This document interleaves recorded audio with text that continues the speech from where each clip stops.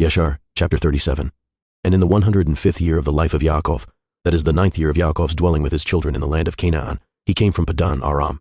And in those days Yaakov journeyed with his children from Chevron, and they went and returned to the city of Shechem, they and all belonging to them, and they dwelt there.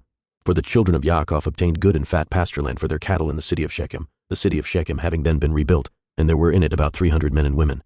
And Yaakov and his children, and all belonging to him, dwelt in the part of the field which Yaakov had bought from Hamor the father of Shechem, when he came from Padan Aram before Shimon and Levi had smitten the city. And all those kings of the Canaanim and Amorim that surrounded the city of Shechem heard that the sons of Yaakov had again come to Shechem and dwelt there.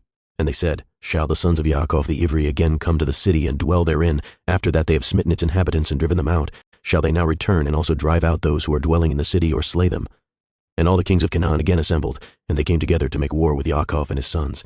And Yashuv king of Tapnach sent also to all his neighboring kings, to Elan king of Gash, and to Ehuri king of Shiloh, and to Parathon king of Chazar, and to Cushi king of Sarton, and to Lavan king of Beit Coron, and to Shavir king of Othnema, saying, Come up to me and assist me, and let us smite Yaakov the Ivri and his sons, and all belonging to him, for they are again come to Shechem to possess it, and to slay its inhabitants as before. And all these kings assembled together and came with all their camps, a people exceedingly plentiful like the sand upon the seashore, and they were all opposite to Tapnach. And Yashuv king of Tapnach went forth to them with all his army, and he encamped with them opposite to Tapnach without the city, and all these kings they divided into 7 divisions, being 7 camps against the sons of Yaakov. And they sent a declaration to Yaakov and his sons, saying, Come you all forth to us, that we may have an interview together in the plain, and revenge the cause of the men of Shechem whom you slew in their city, and you will now again return to the city of Shechem and dwell therein, and slay its inhabitants as before. And the sons of Yaakov heard this, and their anger was kindled exceedingly at the words of the kings of Canaan. And 10 of the sons of Yaakov hastened and rose up, and each of them girt on his weapons of war, and there were 102 of their servants with them equipped in battle array.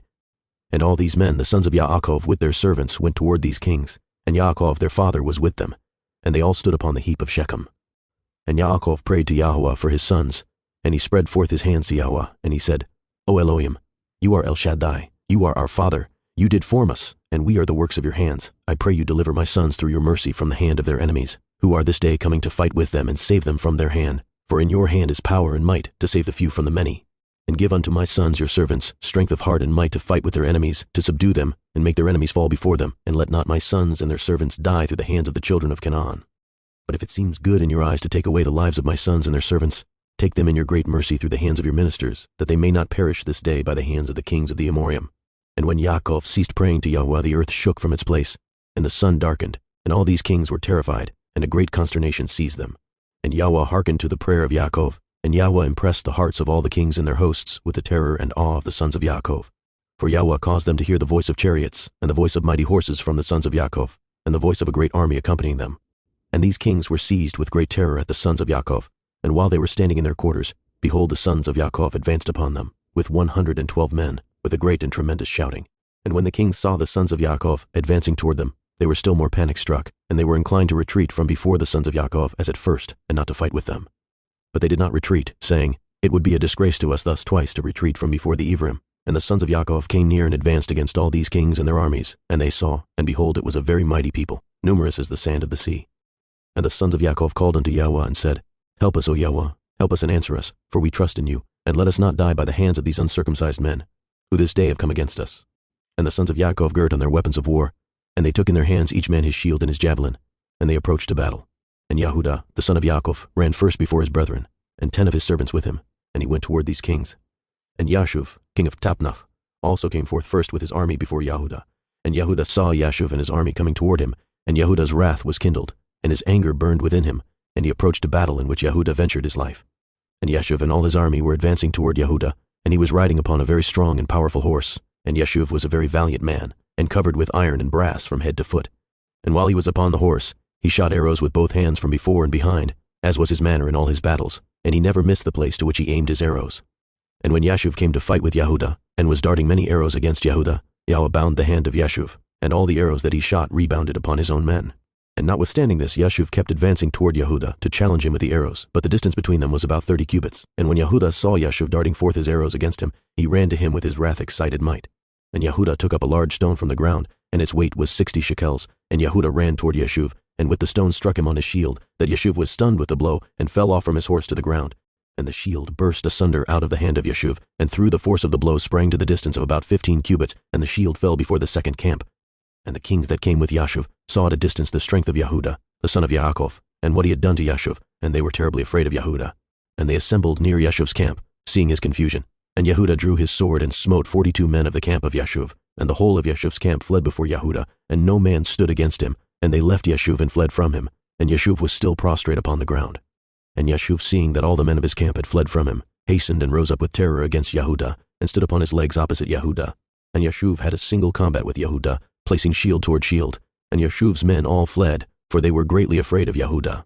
And Yashuv took his spear in his hand to strike Yehuda upon his head, but Yehuda had quickly placed his shield to his head against Yashuv's spear, so that the shield of Yehuda received the blow from Yashuv's spear, and the shield was split in two.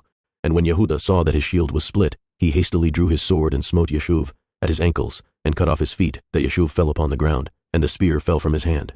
And Yehuda hastily picked up Yashuv's spear, with which he severed his head and cast it next to his feet. And when the sons of Yaakov saw what Yehuda had done to Yashuv, they all ran into the ranks of the other kings. And the sons of Yaakov fought with the army of Yashuv, and the armies of all the kings that were there.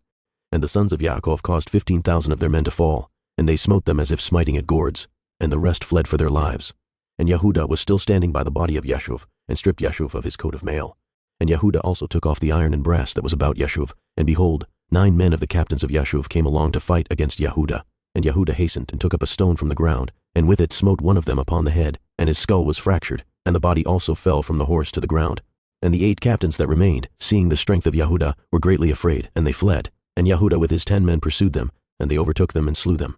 And the sons of Yaakov were still smiting the armies of the kings, and they slew many of them. But those kings daringly kept their stand with their captains, and did not retreat from their places. And they exclaimed against those of their armies that fled from before the sons of Yaakov. But none would listen to them, for they were afraid of their lives, lest they should die. And all the sons of Yaakov, after having smitten the armies of the kings, returned and came before Yehuda, and Yehuda was still slaying the 8 captains of Yashuv, and stripping off their garments. And Levi saw Elon king of Gaash, advancing toward him, with his 14 captains to smite him, but Levi did not know it for certain. And Elon with his captains approached nearer, and Levi looked back and saw that battle was given him in the rear. And Levi ran with 12 of his servants, and they went and slew Elon and his captains with the edge of the sword.